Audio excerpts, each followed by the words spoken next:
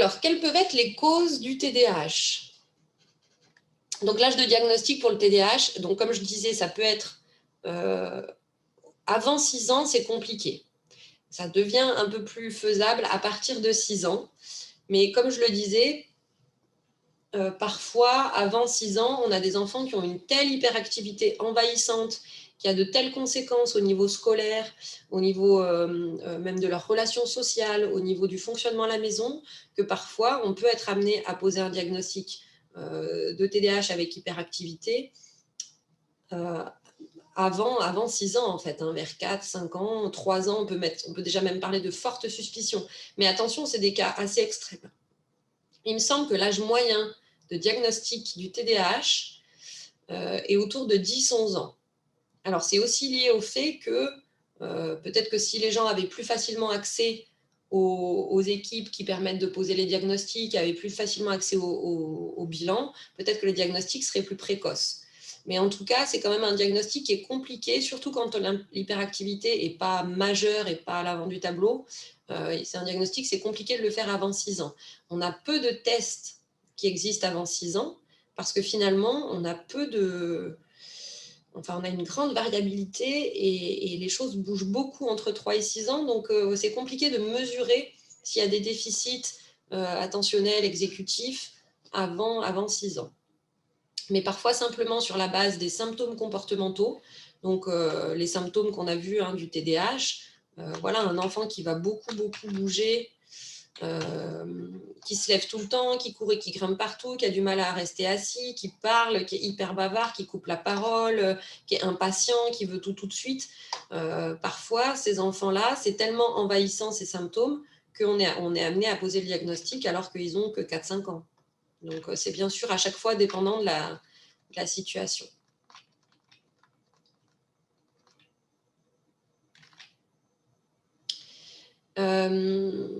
Un retard des acquisitions psychomotrices.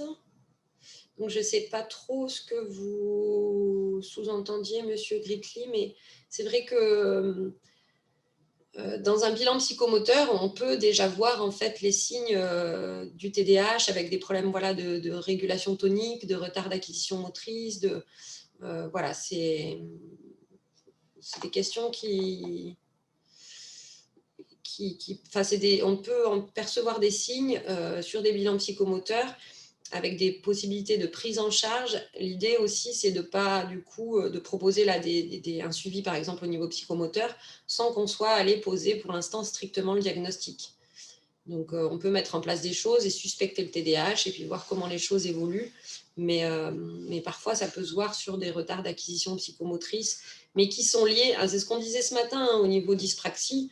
Du coup, ça va des retards d'acquisition psychomotrice, mais qui sont liés à l'impulsivité, à l'inattention, au manque de contrôle comportemental, etc. Il faut qu'on ait quand même cette impression, parce que sinon, ça pourrait peut-être être une dyspraxie également, ou alors un TDAH plus une dyspraxie. On peut trouver des enfants avec donc autistes, des enfants avec le trouble du spectre de l'autisme, et associés avec un TDAH. C'est même très fréquent. Je ne sais plus si j'en parle à un moment, mais il me semble que oui, avec le TSA. Non, je ne suis pas sûre. En tout cas, oui, on peut faire les doubles diagnostics. Avant, c'était parfois compliqué. Quand il y avait un TSA, c'était compliqué de poser le diagnostic d'un TDAH et inversement. Mais c'est vrai que maintenant, on sait qu'on peut poser ces deux diagnostics et qu'en fait, c'est une comorbidité et qui sont très fréquemment associés. Bon, ce n'est pas tous les enfants autistes qui ont un TDAH, mais il y en a quand même beaucoup. À quel âge on peut recommander les psychostimulants? Eh bien, ça, c'est pareil, les psychostimulants, le méthylphénidate en tout cas, puisque c'est la seule molécule qui est tolérée en France, on en parle juste là. Le psychostimulant est proposé en général à partir de 6 ans. C'est un traitement qu'on propose à partir de 6 ans, dans notre service en tout cas. Mais il me semble que ce sont les recommandations de l'HAS, la Haute Autorité de Santé en France, qui recommande donc à partir de 6 ans les traitements par méthylphénidate. Alors, on me dit ensuite, généralement, au niveau de l'école, on repère plus les enfants qui sont hyperactifs, alors que ceux qui ont un problème d'attention sans hyperactivité ou une hyperactivité moins présente passent un peu inaperçus. Tout à fait. C'est pour ça que pour certains, les diagnostics sont assez tardifs. Et pour d'autres qui ont une hyperactivité très gênante, très envahissante, on peut poser les diagnostics un peu plus tôt. Tout à fait.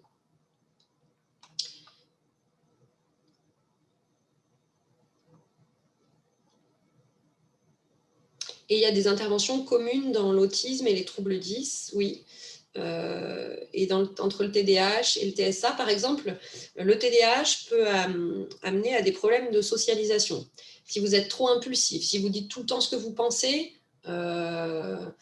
si vous coupez la parole, vous interrompez vos copains, vous essayez toujours d'être le premier, de faire tout de suite, enfin, tout ça peut amener les camarades à vous rejeter parce que voilà, votre comportement n'est pas forcément bien perçu. Et donc, ça peut créer des problèmes de socialisation.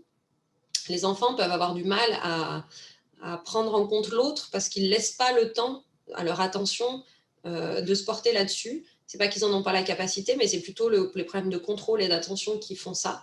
Et donc, on peut être amené à proposer des groupes d'habileté sociale à des enfants qui ont un TDAH, comme on peut être amené à proposer des groupes d'habileté sociale à un enfant qui a un TSA. Après, c'est vrai que du coup, ce ne sera pas pour les mêmes raisons, mais c'est vrai que du coup, ce qu'on va apprendre à ces enfants à travers tout ça peut être intéressant. Et alors, ce qui me fait penser aussi, et je me dis, tiens, c'est dommage, j'en ai pas parlé, il y a une émission qui s'appelle, et je crois que je ne l'ai pas mise, mince. Enfin, c'est une chaîne YouTube, on peut regarder... mince, je vous le retrouverai. C'est pour apprendre un peu sur les scénarios sociaux. Enfin, il parle de plein de thématiques, la gestion de l'émotion. Il y a plein de choses. Se mettre à la place de quelqu'un d'autre, comprendre les expressions. Donc, à la fois pour les enfants avec TSA et pour les enfants avec TDAH, je trouve que c'est vraiment intéressant. Il faut que je vous le retrouve. Je crois que je ne l'ai pas mis, mais je pense que je l'ai quelque part d'autre. Je vous le retrouverai ça. Alors, pour la question, donc le diagnostic, on a dit, il est possible. Si les parents refusent le traitement, bon, bah, effectivement, alors, Italine inaccessible au Maroc, on me dit. Ah oui, absence d'AMN, d'accord, pour le méthylphénidate. Donc, vous n'avez pas du tout de traitement, il n'y a aucun psychostimulant, pas d'autres molécules qui peut être proposé.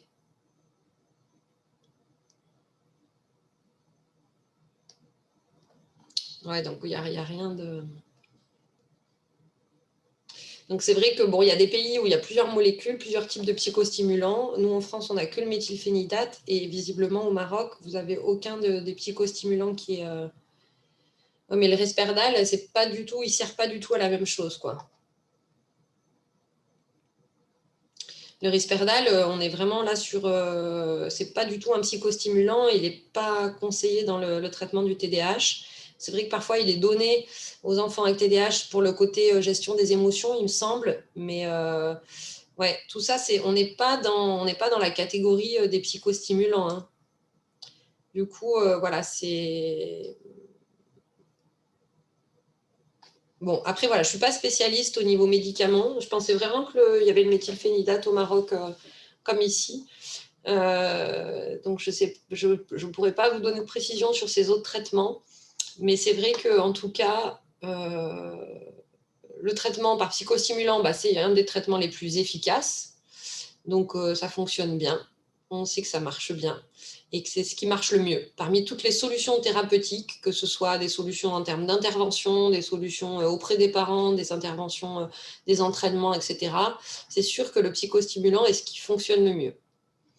Donc, suite justement à l'observation des effets thérapeutiques des psychostimulants, les hypothèses sur les causes du TDAH sont qu'en fait, il y aurait une problématique qui se situerait au niveau des catécholamines, donc des neurotransmetteurs, puisque le méthylphénidate, son rôle, c'est d'augmenter la concentration de dopamine dans la fente synaptique donc là où se jouent les échanges entre les cellules nerveuses, par l'intermédiaire d'un blocage du transporteur de la dopamine.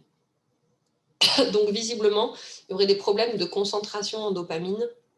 En fait, l'idée, c'est que les neurotransmetteurs, et en particulier au niveau frontal, recaptent trop vite la dopamine qu'ils produisent. Et donc, avec le méthylphénidate, on bloquerait cette recapture. Alors, régime alimentaire sans caséine, sans gluten, il n'y a pas d'argument scientifique pour dire que ça fonctionne. Je crois qu'il y avait une étude, j'essaierai peut-être de vous la retrouver aussi. Il y avait une étude là-dessus qui montrait que voilà, tout ce qui était plutôt alimentaire avait peu d'effet autour de la question des régimes alimentaires. Est-ce qu'il peut y avoir une relation entre TOP et hyperactivité? Alors oui, le trouble d'opposition avec provocation est fréquemment associé au TDAH. C'est une comorbidité fréquente et on se dit qu'il y a sans doute des mécanismes qui sont intriqués. Voilà. Et en tout cas, ouais, l'association est assez fréquente. On va en reparler aussi.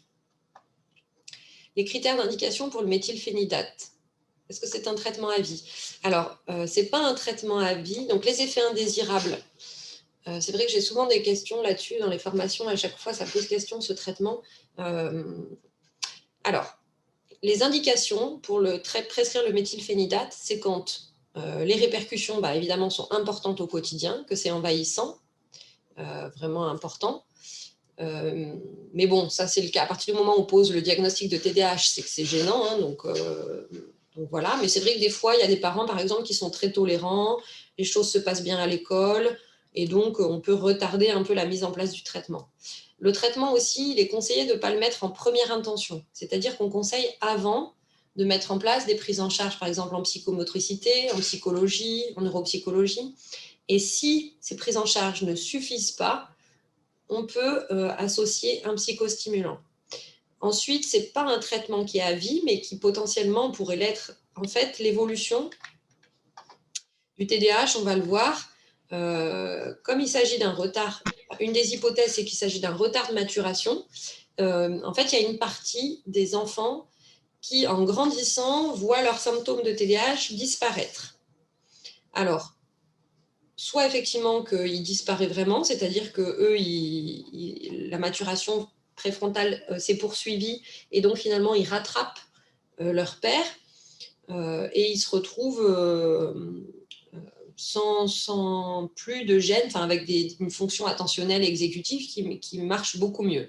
Pour certains, c'est parce qu'ils trouvent des capacités de contourner leurs troubles, de s'adapter, ils apprennent à mieux comprendre comment ils fonctionnent, à mieux se connaître et ils mettent en place des choses pour que ce soit moins gênant.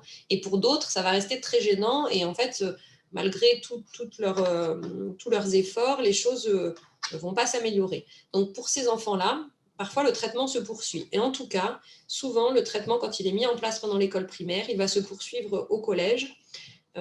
Parfois, donc, il est arrêté pendant le collège.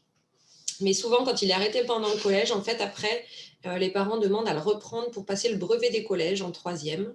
Donc, en fait, disons qu'en grandissant, le traitement est parfois pris de façon un petit peu plus ponctuelle, avec l'idée que du coup, il va pouvoir aider les enfants sur des périodes un peu plus difficiles d'examen, par exemple pendant les études supérieures aussi, quand les personnes ont des examens, ou même chez les adultes au moment où ils vont changer d'emploi. Donc quand vous faites face à un nouvel emploi, vous n'avez plus aucune routine, vous n'avez plus aucun automatisme, donc vous devez beaucoup mobiliser vos fonctions exécutives et votre attention. Et donc au départ, par exemple, les adultes peuvent prendre le traitement, le temps de mettre en place des routines, des automatismes, libérer des fonctions attentionnelles et exécutives, et du coup, pour que ce soit moins gênant. Et ensuite, ils vont pouvoir du coup arrêter progressivement le traitement. Mais en fait, il y a plein de cas de figure qui sont possibles parce que il n'y a pas de sevrage, donc c'est possible d'arrêter, de le prendre un moment, d'arrêter, de reprendre, etc. Alors, sauf que pour certains, quand il y a des effets indésirables, et donc les effets indésirables, ça peut être le fait que ça coupe la faim. Et donc quand on arrête, et ben, par exemple, moi j'avais eu le cas d'une petite fille, quand elle avait arrêté, en fait, elle avait tout le temps faim. Donc finalement, les parents avaient décidé de plus arrêter pendant les vacances parce que c'est comme si ça dérégulait un peu trop son appétit. C'est quelque chose qui est pas fréquent, hein, qui est pas, les effets indésirables de toute façon par définition, et puis sinon le la molécule serait pas autorisée. Ils sont pas, systématiques et ils sont pas fréquents. Mais c'est vrai que ça coupe un peu la faim et c'est pour ça qu'en France, on contrôle le poids et la taille des enfants. Parce que si ça leur coupe un peu la faim et qu'ils mangent moins bien, ça peut aussi avoir des conséquences sur leur croissance. Donc on vérifie que l'enfant grandit bien, qu'il suit bien la courbe de croissance. Et donc c'est pour ça que chaque mois, il faut qu'il retourne chez son médecin pour se faire mesurer, peser et pour s'assurer que tout va bien.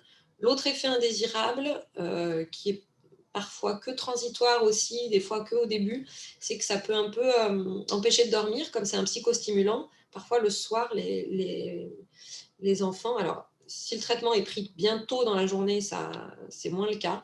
Mais si on le prend un peu tardivement, il y a certains qui décrivent des difficultés d'endormissement, mais c'est pas voilà, systématique.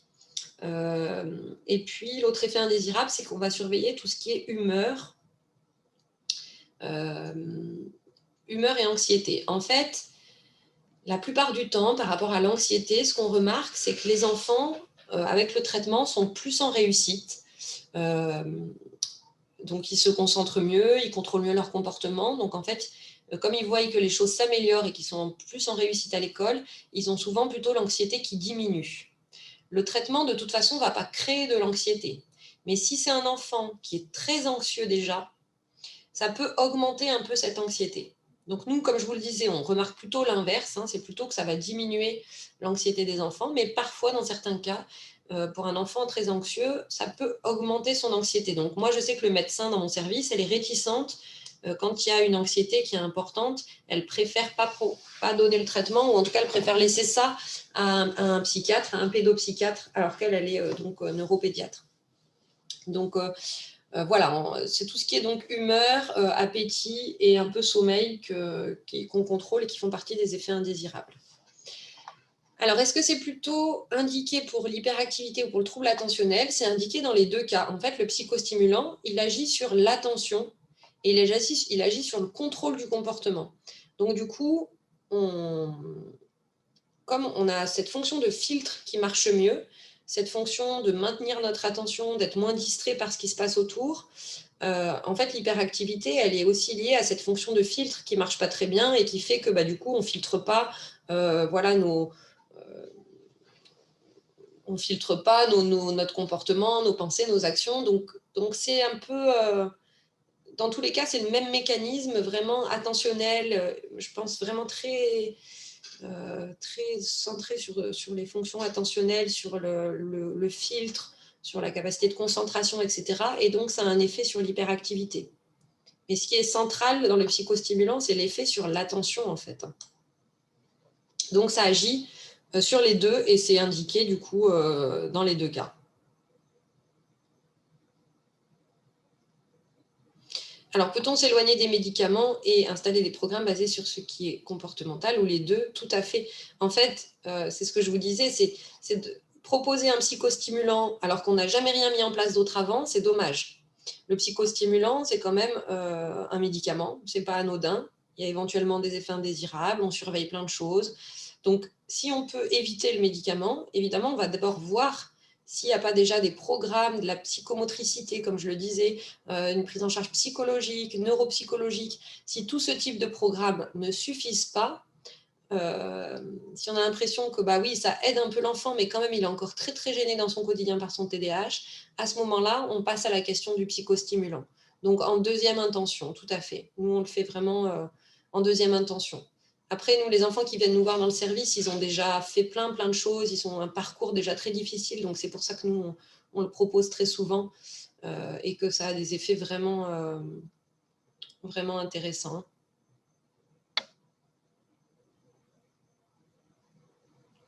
Le médicament peut donner une rupture ou une révolution des barrières sociales.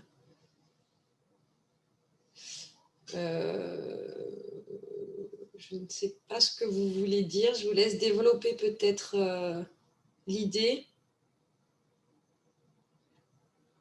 Mais en tout cas, le côté un peu révolutionnaire du médicament, c'est que finalement, parmi tous les troubles neurodéveloppementaux dont on a parlé, il y en a un pour lequel on a un médicament. Et c'est un médicament qui fonctionne très bien.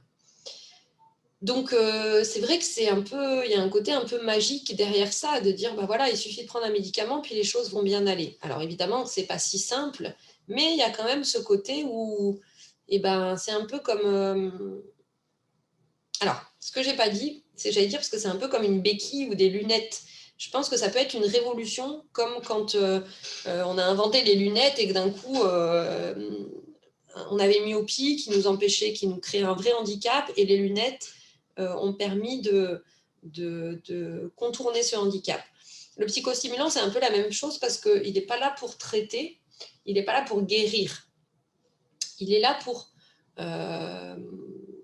comme palliatif, hein, pour traiter. C'est-à-dire que vous prenez la molécule le matin, elle est dans votre corps, elle, du coup, elle régule votre concentration de dopamine, donc vous êtes plus attentif, vous contrôlez mieux votre comportement.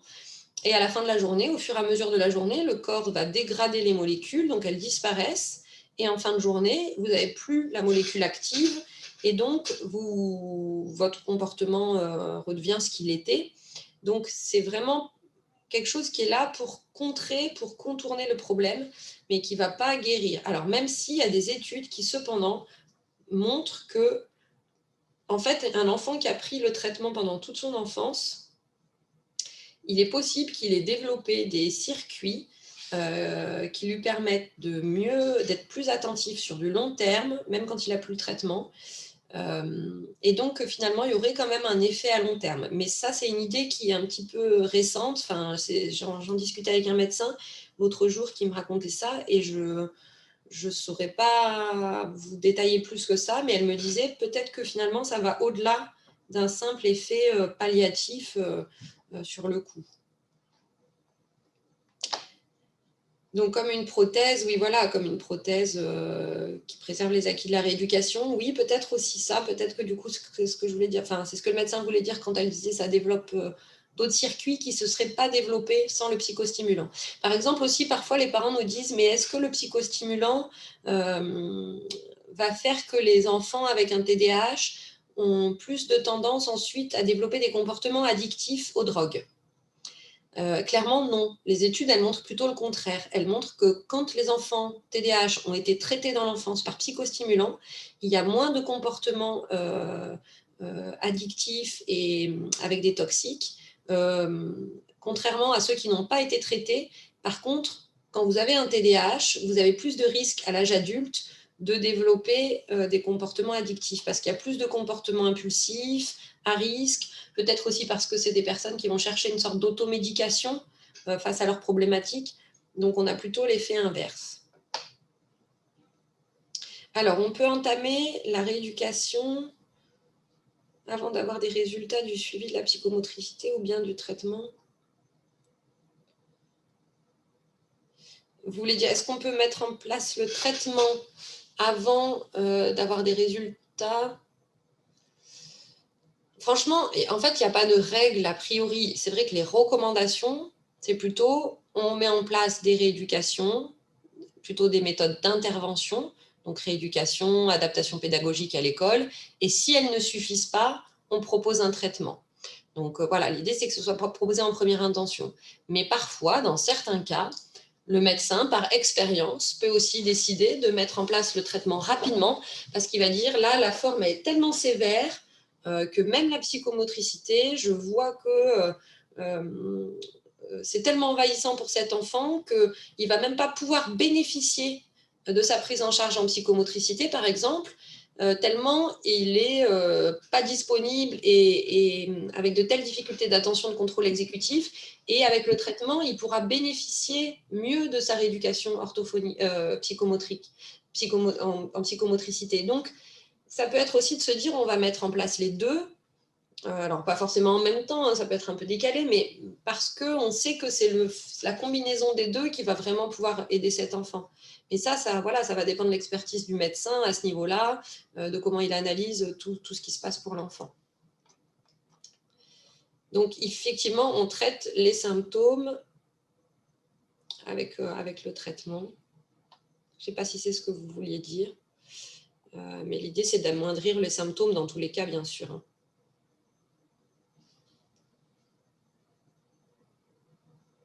Et oui, j'imagine qu'il y a plein de réticences, mais de toute façon, c'est sûr que c'est un traitement qui amène à plein de questions. Moi, quand j'ai commencé à travailler, je me disais, mais pourquoi on en est là? C'est dommage de donner un médicament aux enfants, mais en fait, je vois tellement le bénéfice pour ces personnes-là que, avec des effets secondaires qui sont vraiment minimes hein, par rapport à d'autres traitements aussi qu'on peut proposer en neurologie pédiatrique. C'est tellement efficace, c'est tellement finalement avec peu de contre-indications, peu de conséquences négatives à long terme et plutôt des conséquences positives à long terme que bah, du coup, ça fait effectivement peser dans la balance de se dire ah bah finalement ce serait pas si mal. Mais tout à fait, c'est pas toujours évident. On a plein de barrières par rapport à ça. L'orthophonie, pardon, est-ce qu'on peut entamer la rééducation orthophonique avant d'avoir des résultats du suivi de psychomotricité ou bien du traitement? Mais tout dépend pourquoi vous faites une rééducation orthophonique. La rééducation orthophonique, pour le TDAH, les orthophonistes ne sont pas forcément... Moi, je préfère, enfin en France, vraiment, on laisse aux orthophonistes le langage oral, le langage écrit. C'est déjà un énorme travail et il y a déjà beaucoup d'enfants à prendre en charge. Donc, c'est vrai que les TDAH sont moins vus par les orthophonistes. Alors, parfois, les orthophonistes voient des enfants TDAH parce que les enfants TDAH ont des dyslexies associées, des troubles du langage, mais elles les suivent pour les aspects dyslexie, troubles du langage. Donc, finalement, de toute façon, même s'il y a un traitement à côté qui est mis en place, un psychostimulant et qui s'avère très efficace, on va pas arrêter l'orthophonie parce que le traitement va agir sur le TDAH, mais va pas agir sur la dyslexie ou sur le trouble du langage. Donc, il faudra continuer l'orthophonie pour ça, pour les autres troubles, en fait. Pour tous les troubles associés, exactement. Donc, oui, l'orthophonie, dans tous les cas, il faut qu'elle soit mise en place pour les troubles du langage et oral ou écrit, et peu importe que le TDAH soit traité ou soit pas traité. Alors c'est sûr que ça va être mieux pour l'orthophoniste si le TDAH est traité. Alors quand je dis traité avec un psychostimulant ou avec la psychomotricité ou une prise en charge psychologique ou neuropsychologique, en tout cas que le TDAH soit pris en charge pour en réduire les conséquences au quotidien, ça peut être que bénéfique au niveau des troubles associés, au niveau des prises en charge orthophoniques qui vont centrer sur les troubles associés, puisque du coup, l'enfant va être plus disponible, va avoir de meilleures capacités à se mobiliser pour sa rééducation orthophonique. Peu importe le degré de sévérité du TDAH. Bah, c'est sûr que si, on va prendre en compte le degré de sévérité du TDAH parce que la décision de mettre en place le traitement, elle va se baser sur ce qui se passe au quotidien pour l'enfant. Donc, plus le TDAH est sévère, plus on va aller vers une solution médicamenteuse rapidement. On peut être amené plus rapidement à proposer des psychostimulants quand le TDAH est sévère. Par exemple, un enfant de, je ne sais pas, 8 ans, alors que si le TDAH pour un autre enfant est moins sévère, peut-être qu'on va commencer à y penser pour le collège vers 10-11 ans. Donc, le degré de sévérité va jouer, tout à fait. Ce que je vous propose, c'est qu'on finisse sur les causes et puis qu'on se fasse une petite pause café comme ce matin d'un quart d'heure. Là, on en est à peu près à la moitié de notre présentation de l'après-midi. Donc, pour finir sur les causes, donc il y a le rôle des catécholamines qui est sans doute important et ça on s'en est rendu compte justement par rapport à l'effet des psychostimulants. Et puis, il y a des hypothèses autour d'un retard de maturation préfrontale. Donc, j'en ai déjà un petit peu parlé quand je vous disais dans l'évolution. Effectivement, il y a des enfants, on a l'impression que finalement le TDAH disparaît. C'est comme s'il rattrapait ce retard qu'ils avaient par rapport aux autres et qui était peut-être lié donc à un retard de maturation préfrontale qui ensuite se rattrape. Donc, c'est vrai qu'il y a des études qui montrent qu'il y a une maturation corticale qui est différente chez les enfants TDAH, particulièrement au niveau du cortex préfrontal. Donc là où sont les fonctions exécutives et attentionnelles, avec notamment donc un retard estimé à 3 ans. Et donc, ces études-là montrent que, par exemple, l'épaisseur corticale chez les patients TDAH de 10 ans et demi est similaire à l'épaisseur donc des couches corticales, vraiment les couches externes du cortex, est similaire à celle des enfants contrôle âgés de 7 ans et demi.